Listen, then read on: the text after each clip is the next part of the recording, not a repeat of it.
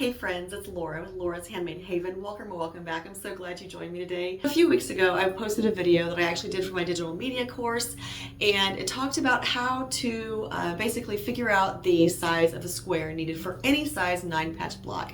Now that's definitely a very beginner quilter math riddle to figure out, but you can basically apply that concept to any block that you have come across and just kind of break it down and then build it back up in the size that you need to go into a sampler quilt or a certain size quilt that you're wanting to make for a friend or for yourself. But today what I thought I would share is just a really quick scrappy quilt idea with that 9-patch block that you could bring into your bag of tricks and be able to whip up a really nice size, kid size, or all the way up to king size quilt, which is some 9-patch blocks and some scraps that you have left over from other projects. So my friend Carol, hi Carol, and I spent quite a fun time together cutting out 5-inch squares. We actually took a tote of fabric that was donated by my brother, and because he and I both do a lot of charity quilts and he was kind of done with these scraps, so I said, hey, can you take this tote of fabric? What will you do with it?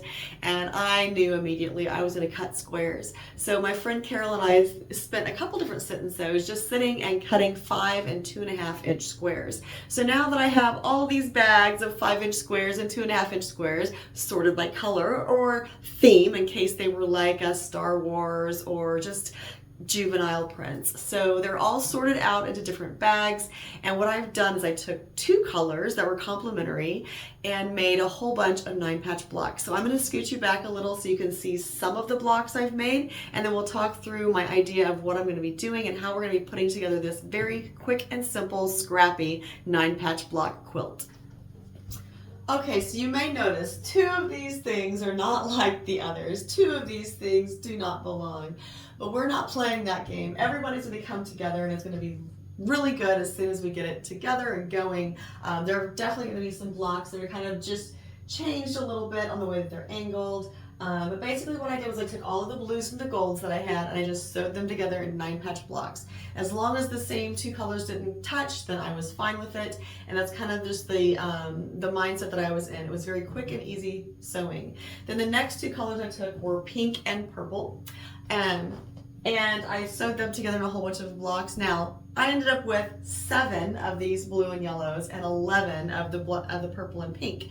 So what I'm doing is I'm just putting 2 of my purple and pinks in with my blues, and I think I like them where they're at. I mean, I could put them here and here, and I may audition that and see if I like it better. But the first thing that we're going to do is just talk about how we're going to stash them together to keep them all aligned and keep them all straightened out. Now again, this is a very good project for a beginner because you have all straight seams. You have points to match up, but they're very easy to match up on a 9-patch block. So look for a video on that, on just making your 9-patch block and getting those points to line up perfectly. What we're going to do today is add our sashing and cornerstones and then sew those rows together, and I'll show you how you can keep all of those seams aligned, and that way your blocks moving down the quilt will be perfectly aligned, and that's where cornerstones are your friend. So for our sashing, what we're going to be doing is we're going to be cutting 2.5-inch strips, the length of the block. Now these are 9-patch blocks, so they have the same length and width. And so we can cut these at 14 because I used 5-inch squares. And go and look at that worksheet that I posted on the 9-patch block and you'll understand why I know I have a 14-inch block. So my sashing will be 2.5 by 14 inches long, and then my cornerstones are all going to be those 2.5-inch squares. And I lucked out and actually had 2.5-inch squares cut from this orange, so that's going to be my cornerstone on this quilt. So we're going to head on over to the cutting table and we're going to cut our sashing. I'm going to give you a couple tricks on how to fold your fabric so you don't have to worry about having a wonky cut when you're done. And then we'll start putting our sashing onto our blocks and our rows into a quilt top. All right, first thing I'm going to do is just kind of spin this around. And I'm going to make sure that this is folded pretty well. Now, I know that I need 24 pieces of sashing for this quilt, And honestly, if you go back and stop the video and look at the board, then you'll know why I knew that, because you can just count. If that's the one thing I love about design walls, if you have them up in your room, you can go and look at your design wall and you can just count the number of pieces that you need. You don't have to worry about sketching it out or calculating it out. You can literally just count it on the wall and you'll know that is what you need. All right, so I'm using 2.5-inch sashing strips because my squares are 2.5 inches. So I just want to keep it easy, but you can truly make your sashing any width you want. Just remember, whatever width you cut your sashing will be the same width that you use to cut your squares. Now your squares obviously will be the same width and height. So if I cut a 2.5-inch sashing, I use 2.5-inch squares. If I cut a 3-inch sashing, I use 3-inch squares. And on up or on down, sashing can be any size you want. But for my quilt, my scrappy project today, I'm using 2.5 because I already had those 2.5-inch squares cut. Okay, so the one thing I didn't do that I meant to, always something, I want to cut the width of this fabric to 14 inches. So I'm just going to line this up.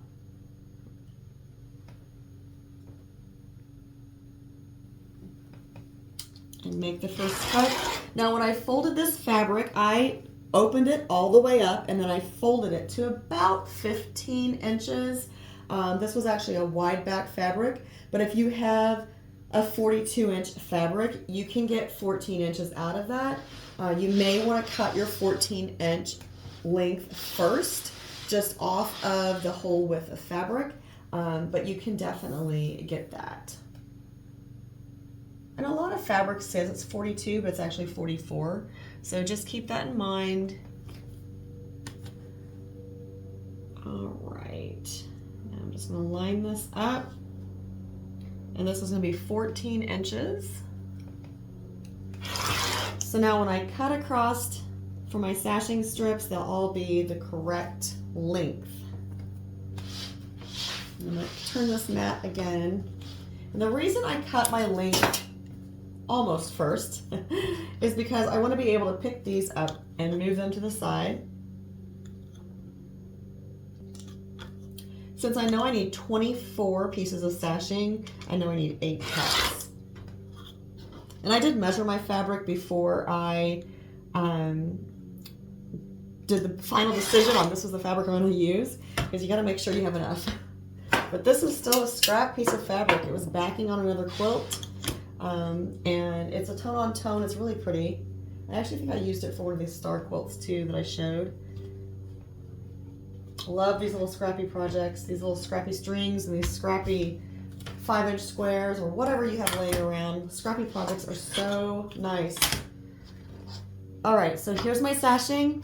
Here are my cornerstones, and I'm going to grab the first row of blocks off the design wall and head to the sewing machine.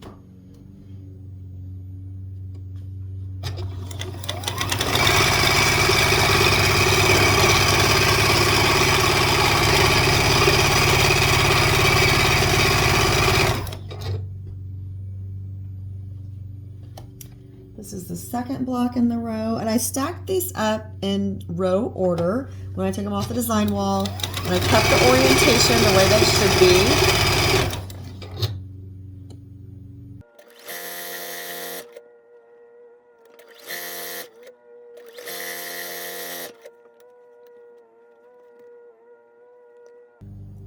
be. It really is helpful if, when you're putting this together, if you just, keep it straight in your mind.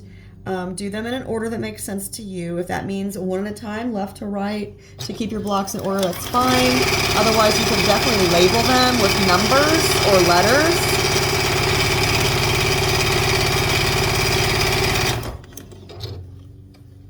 Another thing that's really helpful is if you have your design wall, please go ahead and use it, reference it. And that way you can kind of figure out which block goes where. You could definitely take a picture of your layout to have on your computer or on your tablet or your phone nearby, so you can reference that as you're sewing along, just to make sure you keep your blocks all oriented the way that you intended.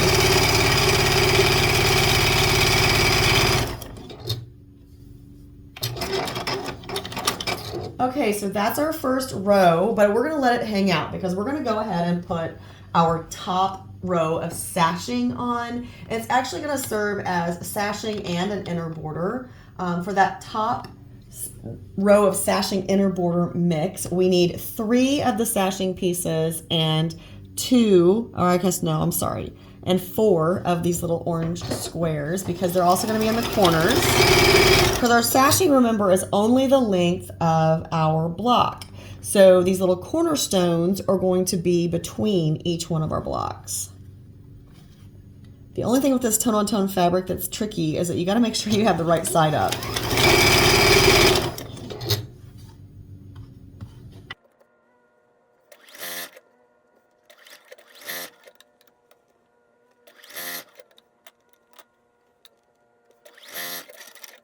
Okay, so this is the top sashing or inner border. So what we're going to do is we're going to take our first row, and this was on the far right, this one here. So we know that this is the first part of it. This is the left-hand side. We're just going to take this square and we're going to nest those seams. And that's what we're going to do all the way along here. Now, if you are an intermediate or advanced quilter, then you definitely already know this, but I'm hoping there may be some beginner quilters or maybe some other crafters out there that want to get started with quilting, and I'm hoping that you find this video helpful. Just a few tricks that you kind of learn or you pick up along the way, but will be so helpful when you're a beginning quilter. One of the things that I struggled with so much when I was first beginning quilting is when I was setting my quilt tops together, I could never get my blocks to like lay out perfectly even all the way down the quilt. And it's so frustrating when you put so much time into blocks and then you go to get it all assembled and your blocks are like, you know, 1/4 of an inch or even 1/8 of an inch. It looks huge when you're looking down the length of a quilt top. If they're not aligned perfectly, then oh my gosh, I was always so disappointed. And then I just decided, you know what, I could just start using cornerstones. And now these I am using orange. But if you want your sashing all the same color, that is not a problem. Just go ahead and cut your cornerstones the same background fabric as your sashing. And trust me, once it's quilted, depending on the pattern, I guess. But if it's a pretty plain background for your sashing, once it's quilted, you're not even gonna know that you have individual little squares in there. And if you do, then just tell people, hey, that was part of the design, leave me alone. Because it really helps keep your blocks even all the way down your quilt. Now I'm going to go ahead and do the sashing row for the other part of this row, just so you can kind of see it again. Again, we need 3 pieces of the sashing and 4 of the cornerstones.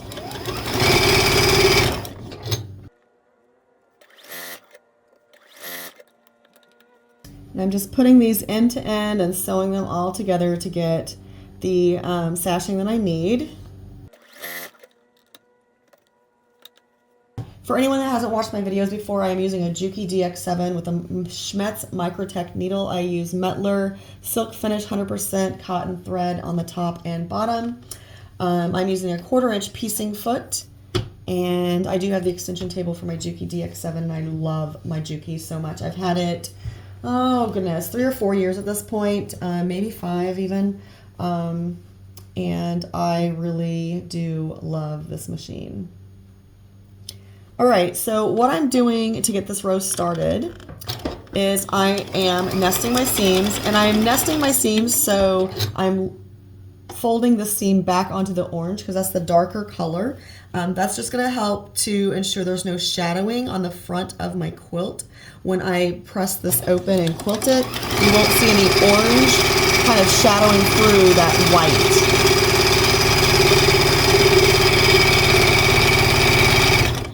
If you watch any of the Missouri Star quilt videos and you heard Jenny say press to the dark side, that's why, because you want to try to eliminate or prevent any type of shadowing you may get with just some, darker colors. Because see, you can kind of see the orange and the blue peeking through there.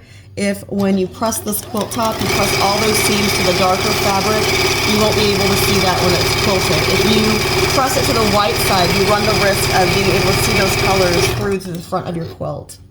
And it doesn't hurt anything, it's just not as appealing to the eye.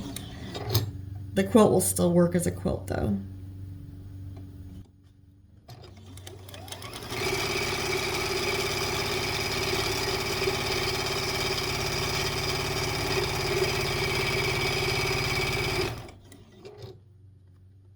I'm going to put this on the design wall so you can see what we have and explain the pieces. And then I'll go ahead and do the other 2 rows, and then I'll bring you back for assembly and reveal.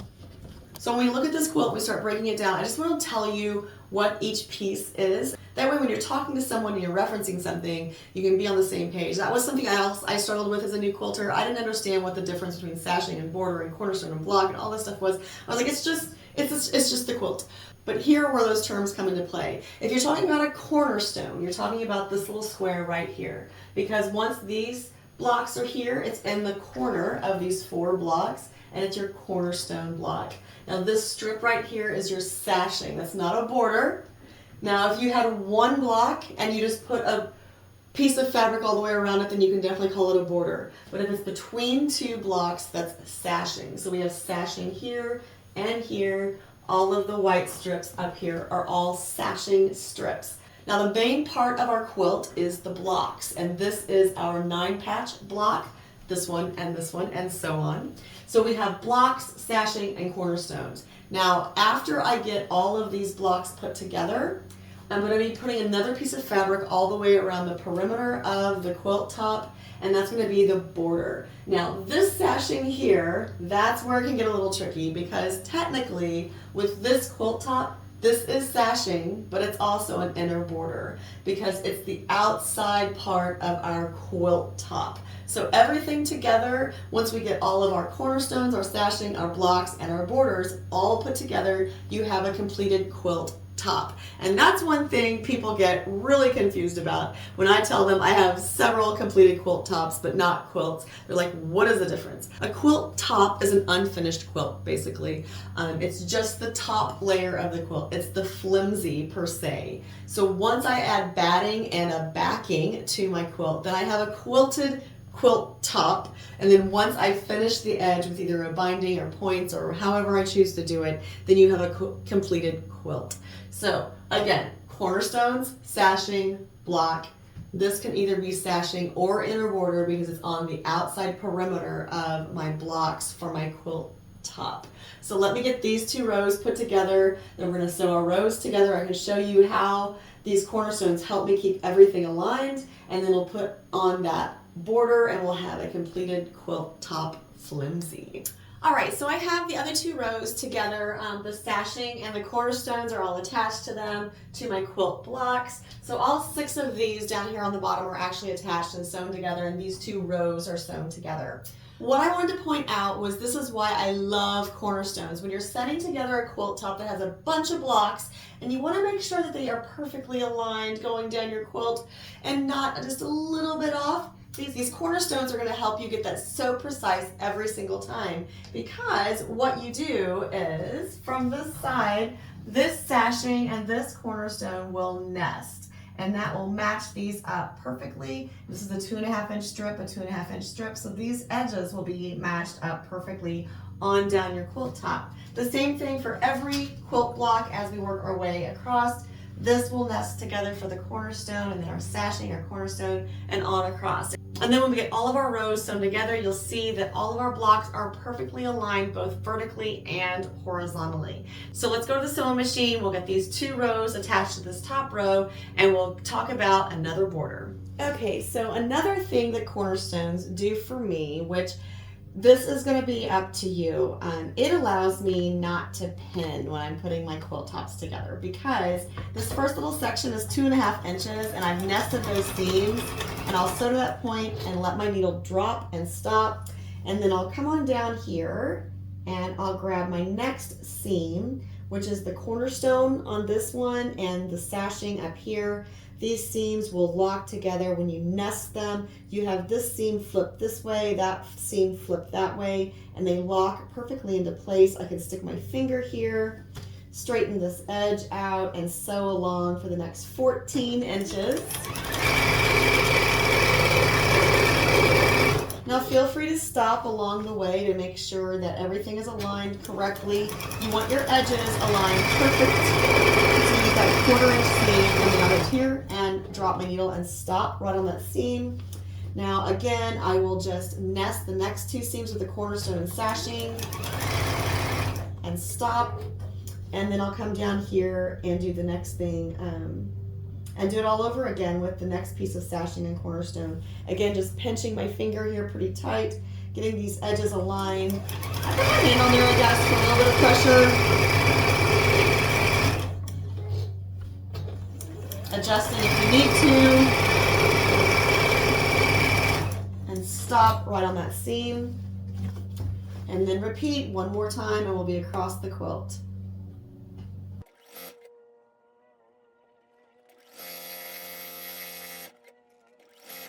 Okay, let's put it on the design wall and see what we got. All right, so what we have is about a 50 by 50 inch quilt top at this point. Now I do not have an outer border on this yet. Remember, as we discussed, these are our blocks. This is our cornerstone, this is our sashing. This is actually an inner border and sashing both. You could say it's either one of those, but I'm gonna consider it still sashing and cornerstones. I am gonna put an outer border on this. I'm not sure what yet. Let me dig in the craft cove and see what I can find. Okay, after a little digging and looking, I'm gonna go with this really pretty teal border, and I'm gonna make that a pretty wide border. Now these blocks, these squares were 5 inches to begin with, and now we have a 2.5 inch here. I'm gonna see how long my fabric is, and if I have enough, I might go with a 5 inch border. That would make me a really nice 60 inch quilt top, and that is a great size for a gift or to donate. Now, in order to figure out if I have enough of this fabric, I just need to measure the fabric to begin with, and it looks like, oh yeah, I'll have plenty, because I think there's probably about 2 yards here. If we fold this in half, and let's see, we have, yeah, it's basically 2 yards. So I know I have plenty to do a 5 inch border all the way around this quilt. So like I said, this is a 50 inch quilt top right now. So I need 2 borders that are 50 and 2 that will be basically 60. So let me get those borders cut and attached, and then we'll have a grand reveal of our scrappy 9-patch quilt top. All right, so the border is attached and our quilt top is complete. So once again, just to wrap up, let's go over our different pieces for our quilt top. The whole thing is a quilt top because it's not quilted yet. It's not finished. It's just one layer of fabric. Once I add batting and backing and get some binding around the edges, then I can say I have a finished quilt. But until then, I just have a beautiful quilt top with blocks, cornerstone, sashing, inner border or sashing, and our outer border. So until next time, I hope you find joy in all you do. Carve out some time for crafting and creating, and remember, it's always better when you make stuff up.